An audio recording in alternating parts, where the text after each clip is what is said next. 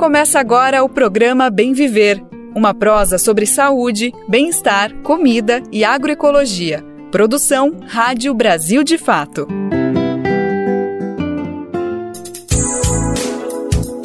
E hoje é sexta-feira, minha gente, que alegria pronunciar essas palavras, dia 13 de setembro de 2024. Estamos chegando junto com mais uma edição inédita e fresquinha do Bem Viver, uma produção do Brasil de Fato, convidando todo mundo para sextar na paz. Mas antes, bora todo mundo ficar bem informado, bem informada, com as notícias importantes nessa caminhada, nessa nossa jornada rumo ao Bem Viver. Como você sabe, aqui no nosso programa a gente não tem medo de falar de agroecologia, saúde, alimentação, cultura, outros temas importantes nessa busca por justiça social para todo mundo. Meu nome é Lucas Weber, estou contigo nessa boa prosa que está começando agora. Se liga nos destaques que a gente preparou para a edição de hoje. Uma conversa com o artista Curumim, que está de álbum novo na praça. Ele falou sobre os efeitos do álbum e as expectativas sobre o lançamento. O ambientalista afirma que a Amazônia entrou na estação seca com déficit de água pela estiagem do ano passado. 5 anos após vazamento de óleo no litoral, pescadores artesanais amargam prejuízos e desesperança. Dirigente do MST afirma que o país precisa eleger candidaturas comprometidas com a luta do povo. Organizações e movimentos sociais reivindicam melhorias na educação do campo do Maranhão. Podcast Repórter SUS destaca como nosso Sistema Único de Saúde pode ajudar no Setembro Amarelo. Esses são alguns, mas são vários os destaques do programa de hoje. Bora lá que tem coisa dedéu pra falar. A fibra do jacarandá me dá a calma do maracujá, já já. E o Bem Viver de hoje tem a alegria de receber o cantor, compositor, multi-instrumentista Curumim, que está desfilando na praça com um álbum novo, Pedra de Selva. O trabalho acabou de chegar, tá fresquinho, chegou essa semana em todas as plataformas digitais para todo mundo curtir à vontade. O trabalho que conta com a participação de diversos artistas de renome nacional, como Ava Rocha, Josiane, Yara Renault. Inclusive, a gente está ouvindo uma das faixas do álbum, Jacarandá, que participa, que tem participação de Lívia Neri, mais uma das pessoas que integram esse grande trabalho de grandes amigos do Curumim. A gente vai falar bastante sobre isso, mas antes deixa eu te cumprimentar, agradecer demais a tua participação, a tua disponibilidade para estar aqui falando com a gente do Brasil de Fato. Curumim, obrigado pelo teu tempo, viu, amigo? Salve, salve. Salve aí a todos os ouvintes, todos que estiverem acompanhando aí o programa.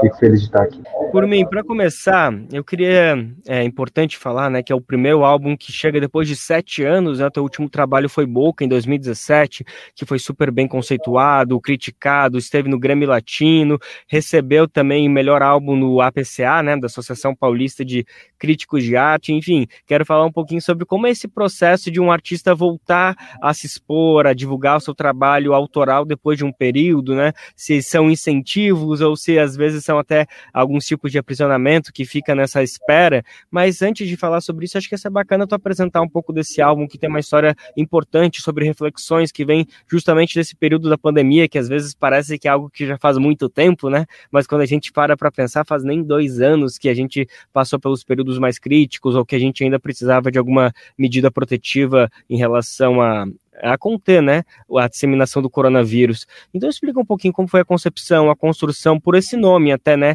Pedra de Selva, que é já um nome forte, acho que já dialoga bastante com a proposta.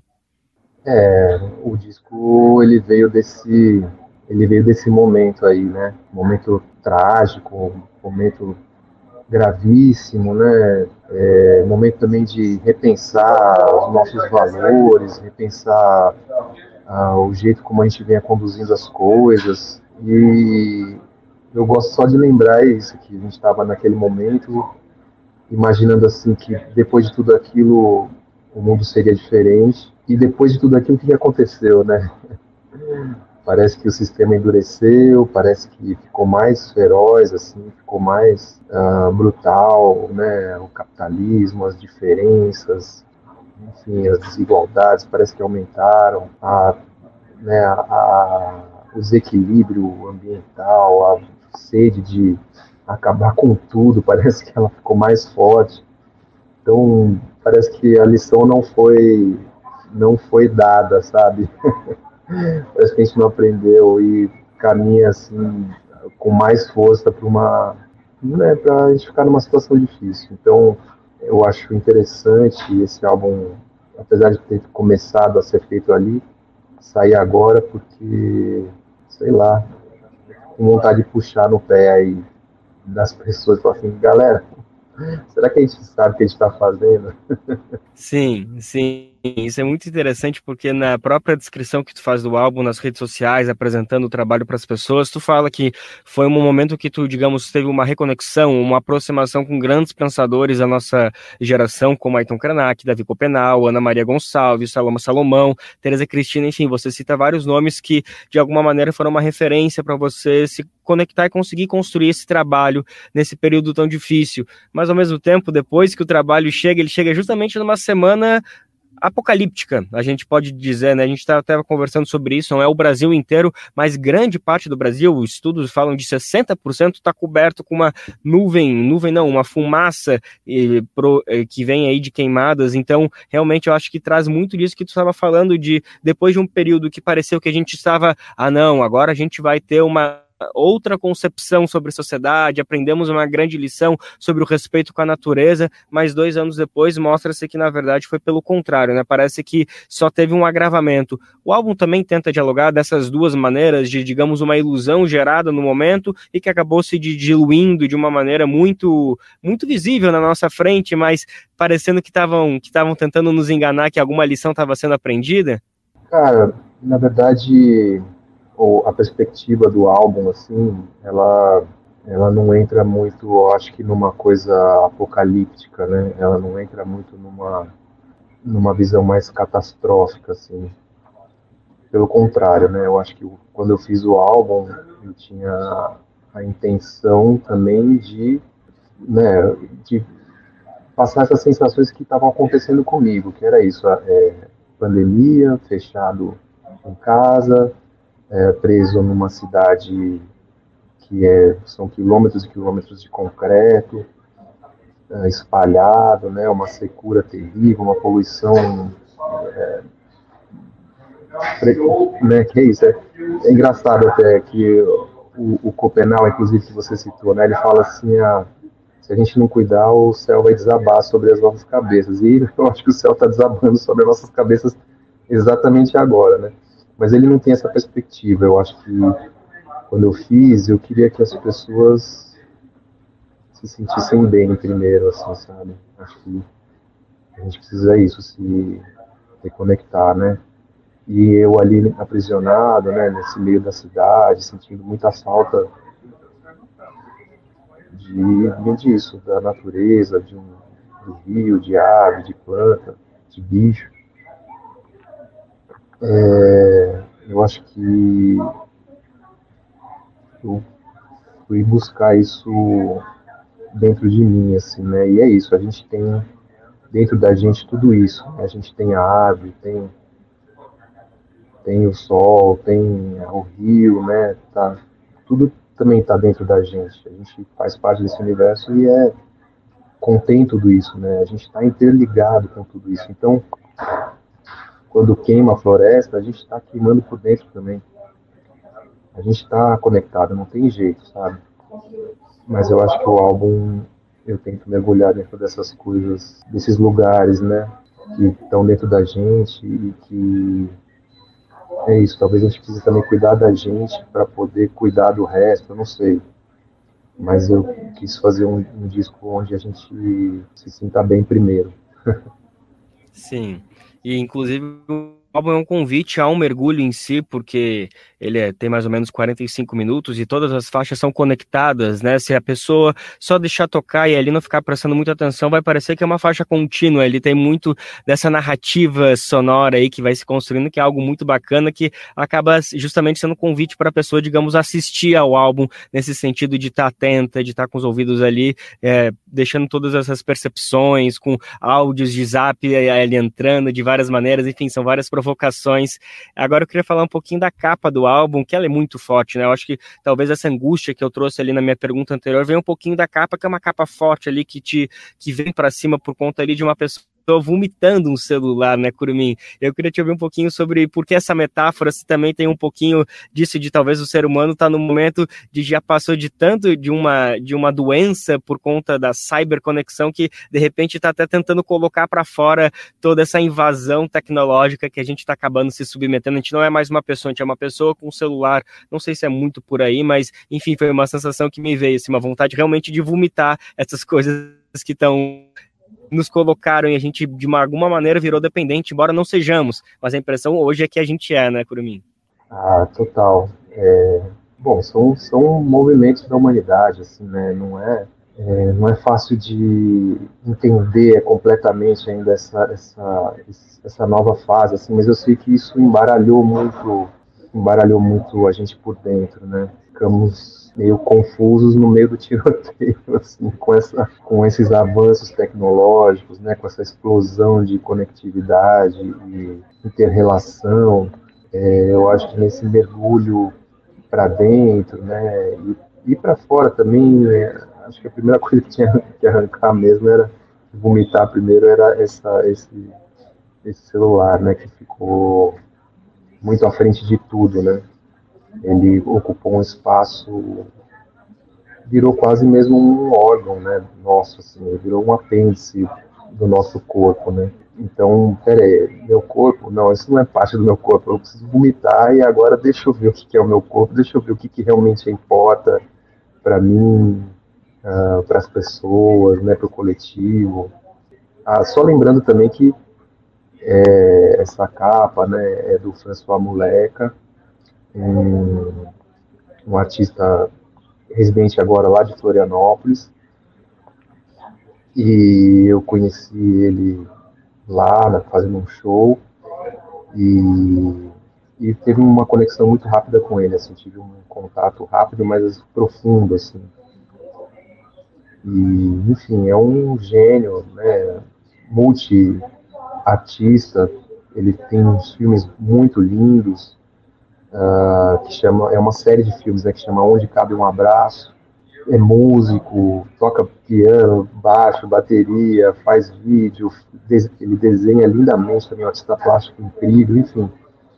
É uma pessoa muito interessante, um artista muito vivo e verdadeiro. Sim, salve François Muleca, recomendamos fortemente que todas as pessoas procurem saber um pouco mais sobre ele. Se escreve François com C cedilha, né, tem essa pronúncia francesa, Muleca com K, né, ele que também já participou com o Ed Luna nesse álbum também, bom mesmo está debaixo da água, inclusive acho que é uma faixa que os dois cooperaram, então, enfim, onde o François Muleca coloca o dedo vale muito a pena a gente estar olhando, porque o que ele faz realmente é diferente, além de ser um artista plástico, provando aí na capa do tá linda, tá forte, tá provocativa, são várias coisas.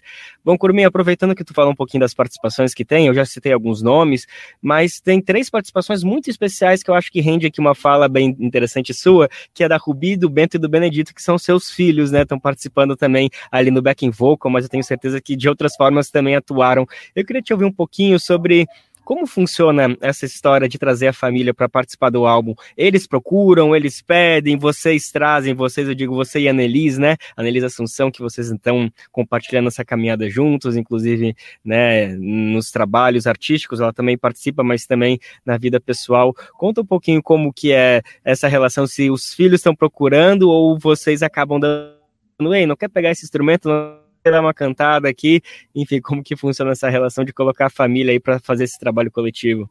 Olha, para mim, né, todo fazer artístico, assim, toda criação, ela não é muito planejada, né, como se eu estivesse mergulhando no rio e me deixando levar ali.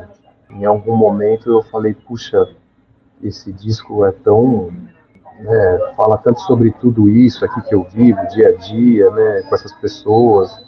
Também juntou com a necessidade de eu precisar de outras vozes, né? Porque eu fiz o disco também muito sozinho e seria bom ter outras camadas, outros timbres, outras pessoas, né? E eles estão ali, eles são ótimos, eles são musicais, eles têm esse talento, eles também estão ávidos, né? Pela música. E foi então natural chamá-los. E é uma coisa também que para mim é um pouco pessoal, assim, é muito importante, sabe? Quando estou ali ouvindo e eu ouço o timbre de cada um, assim, para mim aquela música tem um significado mais profundo. Curumim, agora voltando a falar um pouco do início ali da nossa conversa, que eu comentei, né, que esse álbum chega depois de 7 anos, né, desde 7 anos, em 2017 foi lançado Boca, como eu comentei, né, que foi um álbum super bem conceituado, rendeu ali até uma indicação ao Grammy, esteve no APCA, enfim, queria te ouvir um pouquinho de como que é esse momento quando o artista volta a se expor. Claro que nesse período aí você esteve tocando, apresentando, participando de singles, jamais quero dizer que você estava parado nesse período, mas lançar algo autoral, algo que você fez, algo que você concebeu. Eu queria saber se existe, de fato, um desafio do artista voltar à praça nesse sentido, se a cada ano que passa vai aumentando a expectativa, ou se você entende que é um período natural mesmo. Às vezes é preciso esse período um pouco mais extenso, de mais de 2, 3, 4, 5 anos, para realmente conceber algo novo, para não acabar repetindo, ou também se também gera uma expectativa, poxa, meu último álbum esteve aí nas principais paradas, o meu próximo também precisa estar. Enfim, como são esses dilemas do artista voltar à praça depois de um trabalho que rendeu muito bem e já faz um tempinho que não volta? Olha, essa pergunta tem, eu acho que um pouco duas facetas, assim, né? Duas respostas distintas. A primeira é que eu tenho um ritmo, né, meio assim. Eu não gosto de ficar fazendo só minhas coisas. Eu gosto de também mergulhar em outros trabalhos. Nesse meio tempo aí eu produzi um disco que também deu muito trabalho, mas é isso, são mergulhos profundos, né? Não dá para você fazer assim rápido, e eu não quero fazer assim, né? Então eu quero fazer as coisas sempre por inteiro. E aí eu fiz lá o disco do Russo Passapulso com o Antônio Carlos Giocap, foi um disco assim que começou também durante a pandemia, então foram assim foi todo o processo demorado por conta disso, né? Começamos cada um na sua casa e não ficava bom porque, enfim, as condições, né? Isso sem se ver. Primeira vez que a gente se viu, o disco desenrolou, assim, mas foi um disco que demorou uns 2 anos para ficar pronto. Tinha, né, o Antônio Carlos Giocap, que tem mais de 70 anos, então também todo um cuidado, assim, naquele momento. Fui produzindo também outros discos, né, outras faixas com outros artistas. Tem também essa condição econômica, né, que é eu fazer um disco meu sem apoio, né, como foi, sem nenhuma empresa me ajudando, né. Eu fui fazendo nos tempos livres que eu tinha. Então era isso. Muitas vezes eu trabalhava durante a semana, chegava no final de semana para fazer o meu disco. E então muitas vezes ele era deixado de lado também, porque eu precisava colocar os trabalhos de dinheiro na frente. Então, é isso, né? Às vezes eu conseguia pegar uma semana, daí depois eu tinha que largar outras 3, daí eu conseguia pegar 2 dias, depois abandonava um mês, enfim, foi sendo feito assim, do jeito que deu, né? Mas também tem um pouco do meu estilo, que é isso, eu faço um disco e depois eu passo um tempo sem criar nada, ou é isso, criando, né, para outros projetos, e aí depois eu me volto para fazer o meu, mas mesmo assim é lento, faz parte um pouco também da minha personalidade. Os processos criativos de cada artista, né, sempre importante respeitar e principalmente depois apreciar toda essa obra que está chegando na praça. A gente acabou de falar com o Curumim, ele que está lançando o álbum nessa semana, Pedra de Selva. O álbum já está disponível em diversas plataformas, conta com a participação de Aba Rocha, Josiane, Yara Renault, Anelisa Assunção, entre outros grandes nomes aí da música. A gente agora está encerrando a entrevista ouvindo Paixão Faixa Preta, que era um single que já tinha até sido lançado previamente, e estamos aqui, mas está dentro desse álbum que a gente recomenda que todo mundo escute aí. É isso, então, Curumim, muito obrigado mais uma vez pela tua participação, obrigado pelo teu tempo, viu, amigo? Valeu, eu que agradeço, um abraço aí para todos os ouvintes, e vamos lá escutar o disco que tá bonito. Bora! Café da manhã, 4 caquis, vida que te ofereci, cê não quis. Te pergunto a hora, mas você não diz em nada. Hora que passa me faz tão feliz, então.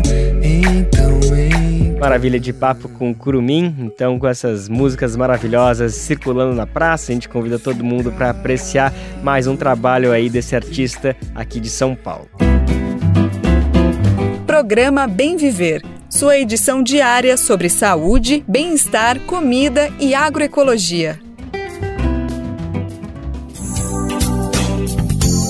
Agora a gente vai falar sobre a situação na Amazônia, diante da crise climática que tem se intensificado nos últimos anos. O Brasil, de fato, ouviu especialistas na área ambiental para entender a situação do bioma neste momento. Hoje, há uma estiagem no território que é considerada a mais intensa em 70 anos. Essa seca tem impactado bastante na vida da população, especialmente na agricultura.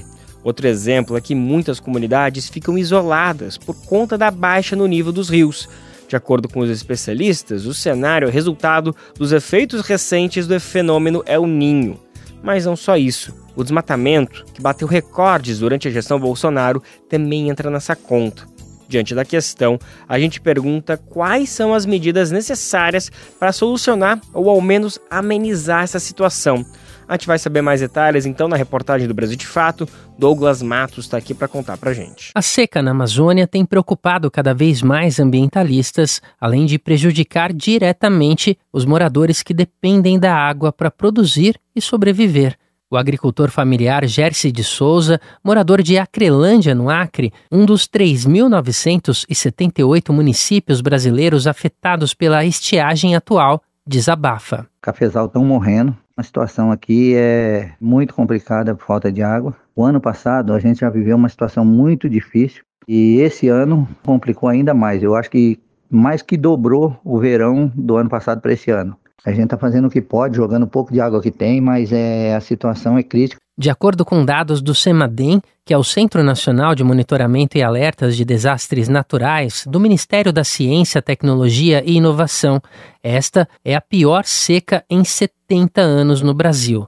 Pesquisadoras ouvidas pelo Brasil de Fato avaliam que o fenômeno é resultado da combinação entre a influência do El Niño, que afetou o Brasil em 2023, e o crescente desmatamento na Amazônia, intensificado durante o governo Bolsonaro. Como explica Luciana Gatti, coordenadora do Laboratório de Gases de Efeito Estufa do INPE, o Instituto Nacional de Pesquisas Espaciais. Para ela, a ação humana é a maior causa da estiagem no caso da Amazônia. Só nos anos de 2019 a 2022, nós perdemos 50 mil quilômetros quadrados de floresta primária, fora secundária, né? E tivemos uma quantidade de degradação maior ainda do que essa. Só nos 2 anos em que o Ricardo Salles foi o ministro do Meio Ambiente, a exportação da madeira bruta aumentou 700%. E isso não conta no cálculo do desmatamento, isso conta como degradação. Então nós tivemos uma agressão à floresta muito grande e uma redução muito significativa da chuva e da temperatura. Isso é a ação humana direta na Amazônia. As florestas primárias mencionadas por Luciana são as matas nativas de um bioma, enquanto as secundárias são as que cresceram em área antes desmatada. A integrante do INPE ressalta que o El Niño, caracterizado pelo aquecimento das águas do Oceano Pacífico, reduziu as chuvas na Amazônia, trazendo um verão seco em 2023. A perda de floresta tem como consequência a redução da chamada evapotranspiração, que é um processo de evaporação da água do solo e transpiração das plantas que devolvem a água para a atmosfera. Ainda que os efeitos da estiagem sejam mais nítidos na região amazônica, onde populações ficaram isoladas devido ao baixo nível da água dos rios, os impactos podem ser sentidos em mais de 70% dos municípios do país. Na avaliação de especialistas, o poder público precisa tomar medidas urgentes de controle do desmatamento e desenvolver projetos de recuperação da mata nativa para que esse quadro seja amenizado. De São Paulo, da Rádio Brasil de Fato, com reportagem de Carolina Batayer. Locução, Douglas Matos. O fenômeno El Niño foi registrado no Brasil entre junho do ano passado e junho deste ano. Isso de acordo com o boletim da Agência Nacional de Águas e Saneamento Básico, publicado no último dia 12 de junho. Mas, como a gente conferiu na reportagem, esses impactos permanecem na região, até porque a gente tem um comportamento cíclico e processual em toda a natureza e que impactam a vida da população. Há 5 anos, um derramamento de óleo contaminou o ambiente marinho do litoral brasileiro. As manchas escuras foram identificadas em 11 estados, principalmente na região Nordeste. Além de ser uma tragédia ambiental, o caso se tornou uma crise social e econômica para quem depende do mar para sobreviver. A gente vai conhecer agora a história das pessoas que até hoje sentem os impactos desse episódio. Eles lutam por uma justiça e reparação. Apesar das promessas durante o governo Bolsonaro, muita gente ainda reclama da falta de um apoio necessário, e esse impacto segue presente não só na economia, mas também na saúde e na esperança de quem vive na pesca. Vamos saber mais detalhes, então, na reportagem especial de Cristiane Sampaio. Douglas Matos volta no programa para contar pra gente. Passados 5 anos do derramamento de óleo que assolou 11 estados litorâneos do Brasil, com destaque para pontos da região Nordeste, as marcas deixadas continuam embalando as dores de marisqueiras, pescadores e outros trabalhadores que dependem da fauna costeira para sobreviver. E os impactos são sentidos no bolso e no coração. É o que aponta o discurso do pescador artesanal Erivan Bezerra de Medeiros, que acumula quase 50 anos de pesca e 5 de frustração diante da inoperância do Estado brasileiro na atenção aos atingidos. Ele vive numa comunidade no litoral sul do Rio Grande do Norte, onde cerca de 200 trabalhadores ficaram de fora do auxílio anunciado pelo então governo Bolsonaro na época do desastre. Medeiros diz que já não é possível mensurar os estragos pessoais e profissionais gerados pelo óleo. Esse é o 5º ano que nós viemos a Brasília, né, para reivindicar nossos direitos, né, desse crime tão absurdo, né, que aconteceu no nosso país, um dos maiores até agora da América Latina. Aí não teve uma reparação até agora tanto para os pescadores, né, que foram afetados, os ribeirinhos, as comunidades tradicionais, indígenas, quilombolas. O desabafo do pescador dialoga com os números. Na época do derramamento de petróleo, a gestão Bolsonaro prometeu um auxílio financeiro para 300 mil trabalhadores costeiros, mas o benefício abarcou apenas uma média de 60 a 80 mil pessoas, segundo cálculos do Conselho Pastoral dos Pescadores. Somente no Nordeste, da Bahia ao Maranhão, o Ministério da Pesca e Aquicultura contabiliza 460 mil trabalhadores do ramo. Formalmente, a categoria dos pescadores artesanais abrange marisqueiras, jangadeiros, ribeirinhos, extrativistas, pescadores quilombolas, indígenas e outros trabalhadores. O vazamento, que teve início em 30 de agosto de 2019 e deu sinais até março de 2020, atingiu os 9 estados do Nordeste e se estendeu ainda ao Espírito Santo e ao Rio de Janeiro. Foram mais de 3 mil quilômetros quadrados de área afetada, isso segundo projeções do Corpo Técnico Ambiental do Poder Executivo do Governo Federal. No estado de Pernambuco, a pescadora Joana Mouzinho vive um drama semelhante.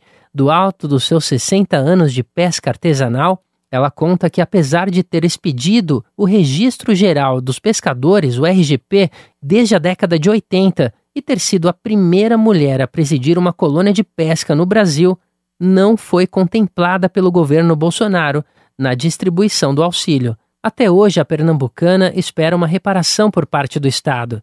Liderança destacada na coordenação da Articulação Nacional das Pescadoras, Dona Joana realça que o derramamento de óleo marcou a sua vida e a pesca artesanal para sempre. Desapareceram algumas espécies de peixe, diminuiu como os crustáceos e o pessoal lá tiveram logo cuidado assim, a Secretaria de Meio Ambiente, em botar barreira de contenção para ver que o petróleo não entrava, porque se entrasse para lá a gente tem um manguezal extenso e as mulheres vivem mais do crustáceo, da coleta manual no manguezal. Dona Joana cita ainda um conjunto de problemas de saúde que atingiram a comunidade local por conta do óleo, entre eles os problemas de pele. Autoridades do governo reconhecem a demanda represada naquilo que se refere à atenção às comunidades. Uma delas é a Coordenadora-Geral de Territórios e Integração de Políticas Públicas do Ministério da Pesca e Aquicultura, Kátia Cristina dos Santos Cunha, que acompanha o tema desde a época do desastre. Segundo ela, quase ninguém recebeu a reparação até agora. A declaração foi dada durante uma audiência pública que debateu o assunto na Câmara dos Deputados na última terça-feira. A coordenadora-geral disse que o governo tem investido em TEDs, que são termos de execução descentralizada, uma forma de transferência de créditos entre órgãos públicos para a execução de programas e projetos. Orçado em R$ 2.100.000, um deles busca elaborar e implementar políticas públicas de proteção de recursos e práticas culturais e socioambientais sustentáveis em comunidades de Pernambuco, Alagoas, Sergipe e Bahia. Outro TED, desenvolvido em parceria com a Fiocruz, a Fundação Oswaldo Cruz, busca identificar problemas e potencialidades nas comunidades de pesca artesanal e criar observatórios de territórios pesqueiros e centros de estudo de gestão de ecossistemas, emergências climáticas e racismo ambiental. Kátia Cunha afirma ainda que a pasta está em diálogo com a Fiocruz para produzir um acordo de cooperação técnica para adquirir equipamentos de proteção individual, os EPIs, para trabalhadores do ramo, incluindo repelentes e protetores solares. E o Ministério, ele tem feito um esforço, junto com a Secretaria da Pesca Artesanal, que é uma demanda histórica dos pescadores e pescadoras e do movimento de pesca, para tentar de alguma forma reparar. Obviamente, não é o suficiente, porque a demanda é muito grande. Posteriormente, o Brasil de fato procurou o Ministério da Pesca e Aquicultura para tratar das queixas dos trabalhadores sobre a falta de um auxílio financeiro para socorrer o segmento diante dos impactos socioeconômicos gerados pelo vazamento de óleo. A reportagem questionou se a pasta tem atuado de alguma forma na busca por uma reparação financeira aos trabalhadores costeiros e se há alguma meta de público a ser atendida e qual seria o prazo para isso. Mas não houve resposta até o fechamento da matéria. O espaço continua aberto para manifestações. Da Rádio Brasil de Fato, com reportagem de Cristiane Sampaio em Brasília. Locução, Douglas Matos. Esse óleo foi percebido pela primeira vez no dia 30 de agosto de 2019. As manchas começaram a aparecer nas praias do Nordeste e continuaram surgindo até março de 2020. O óleo se espalhou por mais de 3.000 quilômetros da costa brasileira e, além de todos os 9 estados do Nordeste, chegou a ser visto no estado do Espírito Santo e no Rio de Janeiro, isso já no sudeste do país. Gente, vamos falar sobre eleições? Você já deve ter visto no local em que mora e em outras partes do país também que o MST lançou candidatos e candidatas. A iniciativa passa a ser tomada depois do golpe de 2016, que tirou o cargo da então presidenta eleita Dilma Rousseff do PT. Isso é o que afirma Gene Santos, da direção nacional do movimento. Gene Santos conversou com as candidaturas Sem Terra com o Brasil de Fato Ceará. Falou também sobre o projeto político em entrevista ao jornalista Francisco Barbosa, do podcast de Vera. Então o MST, desde o seu nascimento, fica muito claro, né, o que o MST defende para o campo, mas também para a cidade. O MST tem 3 objetivos, que é a luta pela terra, pela reforma agrária e pela transformação social. E os nossos candidatos do MST, candidatura Sem Terra, pura, lógico que nós temos apoio a outras candidaturas, né, do campo de esquerda, onde o MST não tem capilaridade para colocar candidatura, nós estamos apoiando outras candidaturas, a gente defende, né, que nossas candidaturas precisam defender de forma muito clara um projeto de sociedade onde fique muito claro a defesa da democracia, onde fique muito claro a defesa de uma reforma agrária que desenvolva o campo, mas também traga impacto para a cidade, no sentido de produção de alimentos saudáveis, onde pode desenvolver ações de convivência com o semiárido, né, e também de defesa da natureza, trazendo muito presente a questão da agroecologia como um modelo de produção a ser implantado no nosso país, onde defenda a participação da sociedade brasileira nos diversos momentos importantes desse país. Portanto, a gente defende a participação das mulheres, da juventude, da comunidade LGBT, né? Então da população que faz, de fato, o desenvolvimento do nosso país.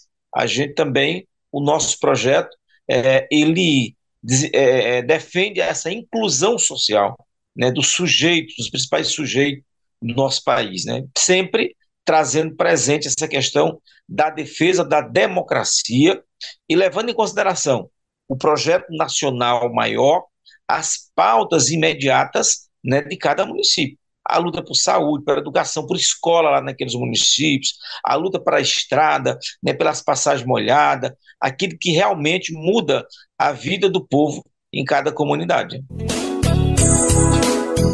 Jenny Santos destacou que a atuação do MST vai além do espaço rural, com ações permanentes nos centros urbanos também.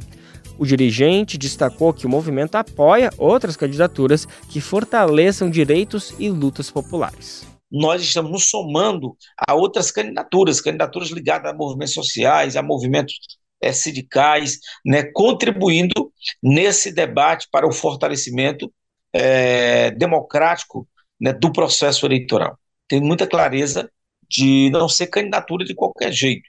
A gente faz um debate em relação a um projeto de sociedade onde a gente possa discutir os principais problemas do nosso país, com o problema da fome, da concentração de renda, mas também da concentração de terra, e também discutir a questão da renda, do emprego, né, e principalmente a questão da participação popular e a construção de alternativas, né, onde principalmente o nosso povo já vem construindo nas comunidades rurais e também na cidade, nas periferias, como é que a gente transforma essas ações de iniciativa já do povo, inclusive em políticas públicas, que venham a fortalecer cada vez mais o desenvolvimento do nosso país.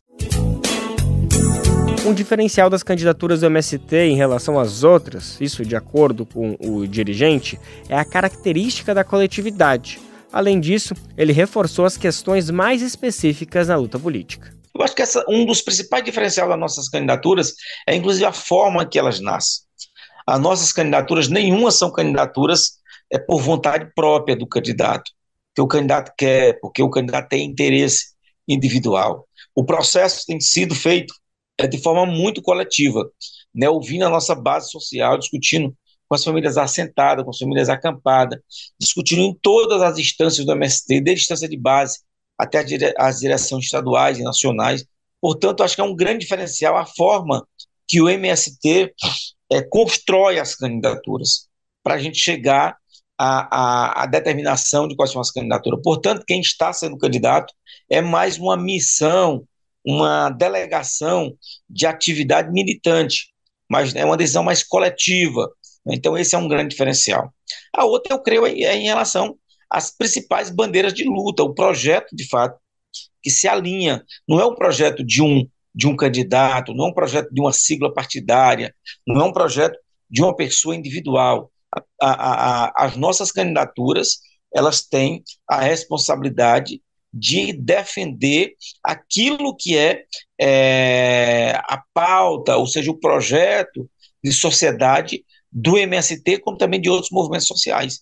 E dentro delas vem a luta contra o latifúndio, ou seja, a defesa da reforma agrária, vem a luta em relação à questão ambiental, a luta em relação à questão da agroecologia, a luta por emprego e renda, principalmente no campo, a inclusão social, né, da nossa população indígena, quilombola, né, das mulheres, da juventude, da nossa comunidade LGBT, vem a luta principalmente por emprego e renda, né? Portanto, as nossas candidaturas, elas têm um diferencial, como não se afastam das pautas imediatas de cada município, que tem pautas que são muito específicas. Portanto, a gente tem discutido que as nossas candidaturas, elas têm que responder às necessidades imediatas de cada localidade, de cada município, mas também trazer presente o projeto bem maior de sociedade, né? Que é em defesa de uma sociedade mais justa, mais igualitária, né? Que o povo possa ter o direito de participação e de decisão, né, em relação às principais mudanças desse país, né? E principalmente no sentido de tentar motivar, impulsionar a implementação de políticas públicas, né, que possa contribuir cada vez mais para o desenvolvimento do campo, mas também da cidade, principalmente garantindo acesso a emprego e renda, garantindo alimentação de qualidade na mesa do povo brasileiro, tanto a população rural, como também a população urbana. De acordo com o MST, o movimento vai estar ao lado de mais de 600 candidaturas nas eleições deste ano de 2024. Daí uma boa dica para quem está um pouco em dúvida em quem vou votar. Agora a gente segue falando sobre o campo, sobre o meio rural, mais especificamente sobre educação. Isso porque no Maranhão, organizações e movimentos sociais reivindicam melhorias e políticas adequadas para o setor. Em 10 anos, quase 2.000 escolas do campo foram fechadas no estado. Um fórum popular foi criado para mobilizar e articular mais compromisso com a educação do campo no estado. E na última terça-feira, dia 10, representantes de diversos municípios protestaram contra o descaso na área. A nossa repórter Mariana Castro está acompanhando de perto e conta esses detalhes para a gente. O Maranhão possui mais de 7.000 instituições públicas de ensino na zona rural, mas em apenas 357 delas é ofertado o ensino médio. Além disso, de 2014 a 2023, 1.751 escolas no campo foram fechadas no estado. Nesta semana, mais de 20 movimentos e organizações sociais marcharam em protesto até o Palácio dos Leões, sede do governo. Como conta a professora e representante das Escolas Famílias Agrícolas do Maranhão, Vicença Alves. A nossa vinda aqui em São Luís é reivindicar os nossos direitos que estão sendo negados quando se trata da educação do campo no Maranhão, né? As nossas escolas famílias, nossos alunos, muita escola fechada, e aí a gente está aqui lutando por uma educação do campo valorizada, e é esse o nosso objetivo. O Maranhão não possui um setor específico para atender às pautas da educação do campo. Por isso, o grupo pede que seja criada uma política estadual para a área, além da contratação urgente de professores, merenda escolar e condições básicas de ensino. Isso é essencial, segundo o professor e representante das casas familiares rurais, Antônio da Mata. Nós acreditamos que o Maranhão só vai evoluir, tirar a sua população do estado de pobreza, de miséria no campo, se nós investir na educação, né? E nós queremos do governador isso. O que mais nós precisamos hoje é a infraestrutura, né? Nós não temos uma infraestrutura adequada para os nossos alunos se sentir bem à vontade, por conta que moram, né? São casas familiares rurais, porque os alunos são internos. Uma realidade comum nas escolas de campo é o acúmulo de tarefas, especialmente entre as mulheres. Elas chegam a cumprir a função de professoras, zeladoras e merendeiras ao mesmo tempo, diante das necessidades dos alunos. Como é o caso de Rosa Ribeiro, professora de escola do campo do assentamento Ilha 410, no município de Buriticupu. Eu venho hoje aqui reivindicar que no momento eu sou mãe, sou a zeladora da escola, sou a merendeira e sou professora e sou a professora responsável. E a gente veio hoje aqui fazer uma denúncia para que o governador do estado possa sanar essa nossa situação de precariedade que a gente está vivendo nos nossos assentamentos. E os nossos educandos estão exigindo uma educação de qualidade, porque isso é um direito nosso na Constituição. O governador do Maranhão, Carlos Brandão, do PSB, não recebeu a comitiva, mas por meio da Secretaria de Articulação Política, garantiu a análise das demandas e uma reunião para o dia 15 de outubro. O secretário Rubens Pereira disse que todos serão atendidos. Trouxeram uma pauta para o governador Carlos Brandão, que ele irá mandar abrir processo, estudar todos e irá recebê-los. Pessoalmente, já estão saindo daqui com a agenda determinada. O governador Carlos Brandão irá receber todos os membros do FOPEC para poder encontrar soluções de uma causa tão importante como é essa da educação no campo. Do Maranhão para a Rádio Brasil de Fato, Mariana Castro. Sempre bom lembrar que a educação do campo é resultado de uma luta social popular liderada por movimentos historicamente no Brasil. Eles pressionaram o Estado por políticas públicas que garantam uma educação digna e de qualidade para essa população que vive no meio rural, então a gente não pode abrir mão de conquistas. A gente vai falar agora sobre Setembro Amarelo. É que o podcast Repórter SUS destaca nessa última edição como funciona a rede de apoio psicossocial do nosso Sistema Único de Saúde. Os serviços públicos vão desde a atenção básica aos cuidados especializados para as pessoas em sofrimento mental. Ao mesmo tempo, o podcast destaca que uma pesquisa da Fiocruz Bahia indica que os casos de suicídio vêm aumentando no país. O estudo aponta que o índice de pessoas jovens em sofrimento mental que chegam a esse extremo cresceu 6%, isso entre 2011 e 2022. Na população geral, a alta foi de 3% no mesmo período analisado. O problema não é restrito ao território nacional. Segundo a OMS, a Organização Mundial da Saúde, quase 1 bilhão de pessoas vivem com algum transtorno mental no mundo. Cerca de 720 mil cometem suicídio todos os anos. A maior parte delas vive em países de baixo e médio desenvolvimento. E a saúde mental está na lista das principais preocupações da população entre 15 e 29 anos em todo o mundo. O que diferencia o Brasil dessas nações é justamente o acesso ao tratamento na saúde pública, aberto para todos e todas, de graça. No SUS, a chamada Rede de Atenção Psicossocial atua de forma articulada, de porta de entrada até os casos mais complexos. Esse cenário entrou em pauta justamente na conversa com Nina Soalheiro. Ela é pesquisadora e professora da Escola Politécnica de Saúde Joaquim Venâncio da Fiocruz.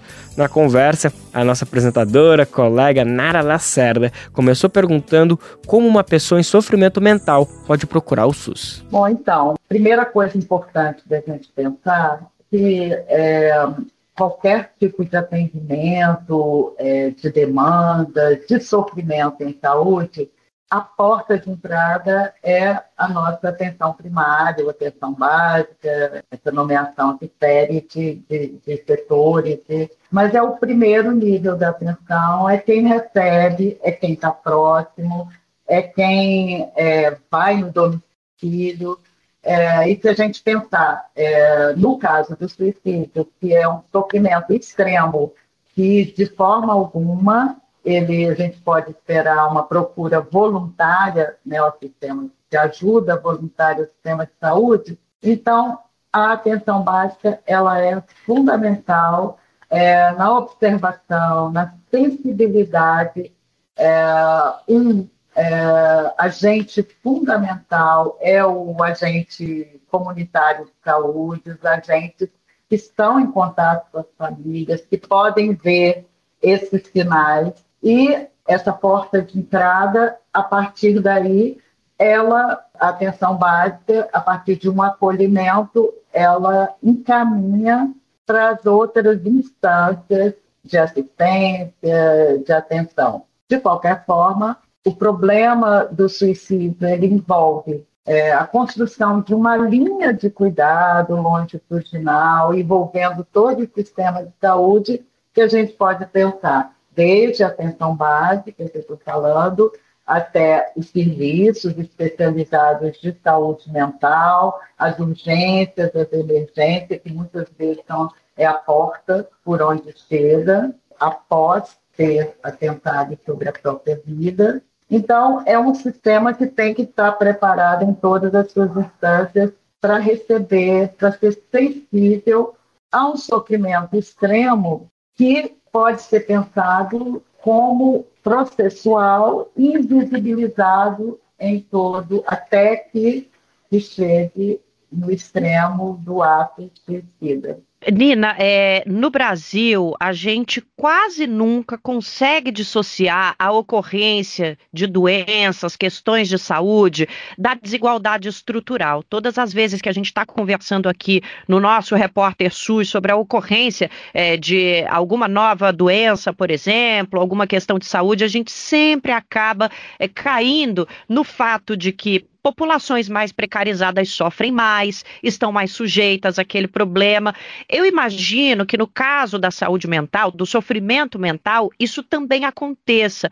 Antes da gente começar a nossa conversa, você estava inclusive comentando conosco que existe o sofrimento social, existe o sofrimento individual, existe o sofrimento imposto, inclusive, a populações que são consideradas minorias, idosos, indígenas, e que a gente precisa reconhecer essa dimensão social social. Eu fico imaginando, Nina, que é nada melhor do que um sistema de saúde universal para reconhecer essa dimensão. Mas eu queria que você falasse um pouquinho sobre ela. O sofrimento mental não é uma questão apenas do indivíduo, ela também conversa, dialoga com os problemas da nossa sociedade. É aquela velha frase, né, Nina? Não tem como manter a sanidade numa sociedade que está adoecida. O SUS trabalha nessa linha também, Nina, de colocar o sofrimento mental em perspectiva social?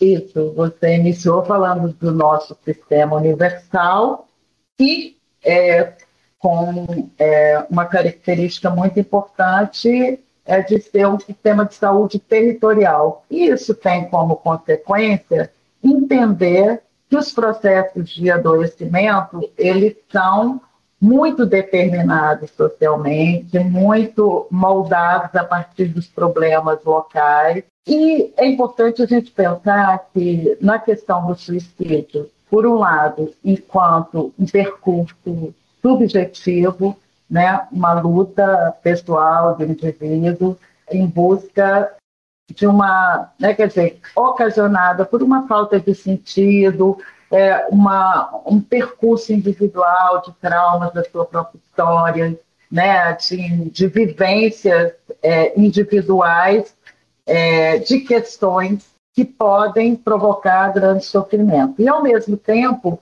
esse percurso subjetivo ele tem que ser acolhido com muita sensibilidade, esse caminho, esse itinerário terapêutico de acolhimento, ele tem que ser acompanhado não só no acolhimento, mas depois, porque a gente sabe que é um dado que a primeira tentativa de suicídio deve ser muito acompanhada, e tem programas que fazem isso a longo prazo, com acompanhamento telefônico, acompanhantes terapêuticos, que eles têm que ser acompanhados porque a gente sabe que a primeira tentativa,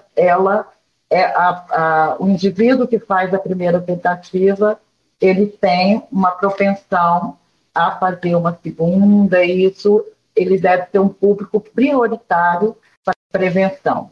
Hoje nós temos os centros de atenção psicossocial, que são locais de uma diversidade de atendimentos impressionante, né? Mas as pessoas ainda têm uma carga pejorativa de preconceito em relação a esses locais de atendimento. O que é que uma pessoa em sofrimento mental vai encontrar numa ida a um centro de atenção psicossocial, Nina? Essa carga pejorativa, imagino eu, ela precisa acabar, e esse preconceito também.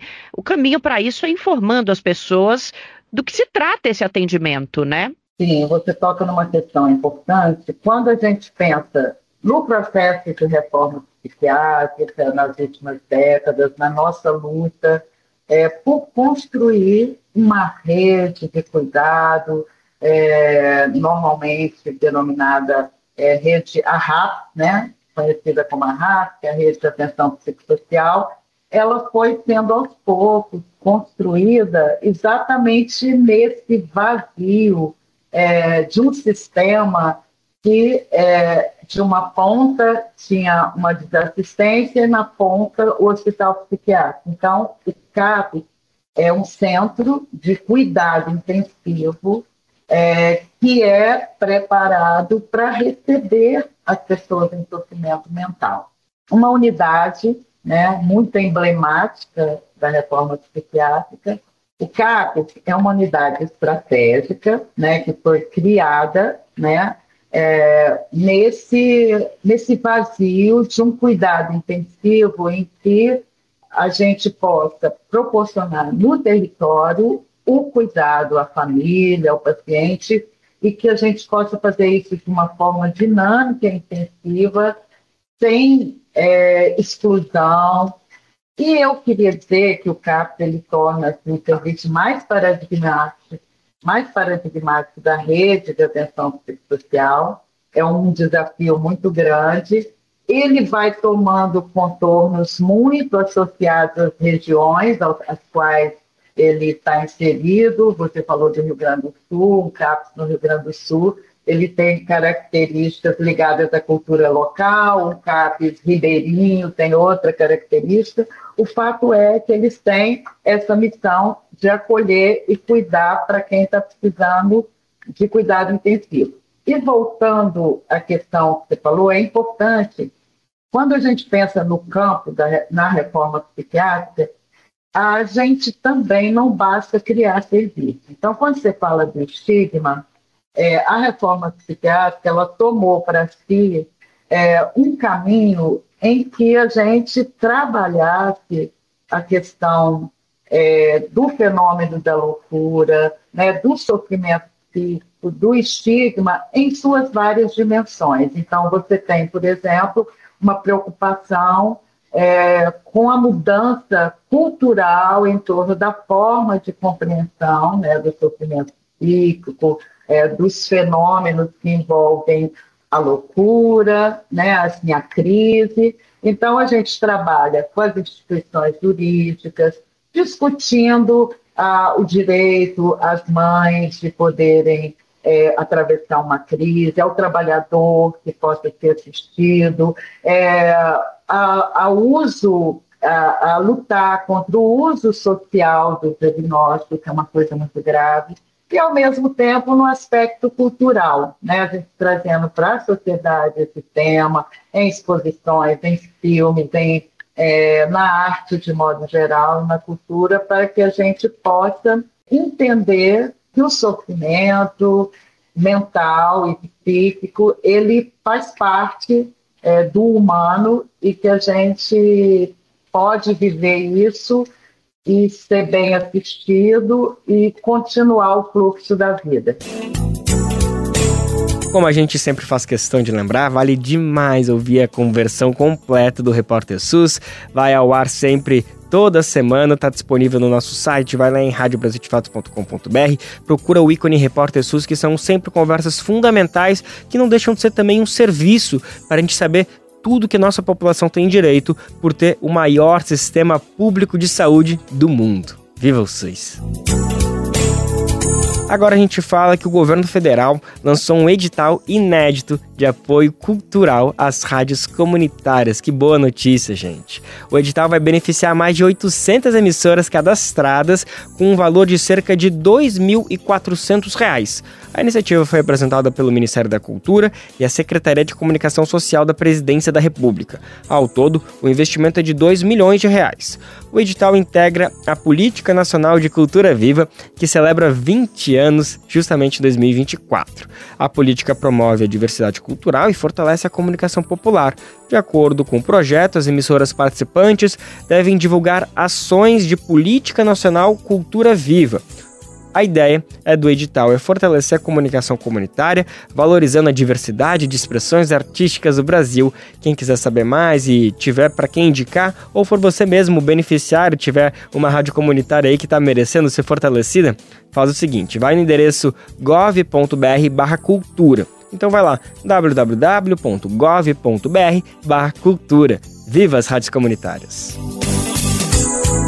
Gente, dia 13 de setembro, temos que falar que dia é hoje, Dia Nacional da Cachaça, ou seja, também conhecida como caninha, marvada, mé, pinga, entre outras formas carinhosas de nomear essa bebida genuinamente brasileira. Ela guarda uma ligação direta com o período colonial e tem sua origem associada à introdução da cana-de-açúcar trazida pelos colonizadores portugueses, isso ainda no século XVI. Ao longo do tempo, já tentaram até proibir a cachaça no Brasil, mas como bem se sabe, a proposta foi em vão. De uma bebida marginalizada, a caninha se tornou uma parte importante, da identidade cultural do Brasil. Além do consumo social, a bebida também está presente na medicina popular do país. É mesmo, gente. Alguns exemplos de produção são as garrafadas, raizadas e tinturas. Hoje a cachaça é apreciada mundialmente, mas sempre vale aquele recadinho necessário, A importância do consumo responsável, A gente tem que celebrar a cachaça, mas sabendo o que significa bebê-la, Então a gente encerra a edição do Bem Viver de hoje ouvindo o mestre, esse gênio da música popular brasileira, Jackson do Pandeiro, ouvindo Quem Não Sabe Beber. não sabe beber pinga, bebe água, camarada, pra não fazer confusão no meio da rapaziada. Quem não sabe beber, bebe água, camarada, pra não fazer confusão no meio da rapaziada. Tá vendo quem não sabe beber aguardente, fica bebo de repente, fazendo arruaça. E nesse clima a gente vai sextar todo mundo junto. O Bem Viver de hoje fica por aqui. Segunda-feira tamo de volta, sempre a partir das 11 horas da manhã, para todo mundo nos ouvir pela internet, pela radiobrasildefato.com.br. Lembrando que logo depois a RBA, Rádio Brasil Atual 98,9 FM, transmite nosso programa aqui na Grande São Paulo, e o Bem Viver também vai ao ar em diversas rádios pelo país. A lista completa de emissoras que retransmitem nosso programa você encontra lá no nosso site, na matéria de divulgação diária do programa. Aqui a gente aproveita para agradecer esses veículos por estarem com a gente. Tamo junto, galera! O Bem Viver também fica disponível como podcast no Spotify, Deezer, iTunes e Google Podcast. A apresentação deste programa foi de Lucas Weber. Roteiro de Daniel Lamir. Edição e produção de Rodrigo Gomes, Daniel Lamir e Douglas Matos. Trabalhos técnicos de Lua Gattinoni, Adilson Oliveira e André Paroche. Coordenação de Rádio e TV, Moniz Ravena. Diretora de programas de áudio, Camila Salmásio. Direção executiva, Nina Fidelis. Apoio toda a equipe de jornalismo do Brasil de Fato. Gente, bom final de semana. Até segunda. Tchau, tchau. Você ouviu o programa Bem Viver, uma prosa sobre saúde, bem-estar, comida e agroecologia. Produção Rádio Brasil de Fato.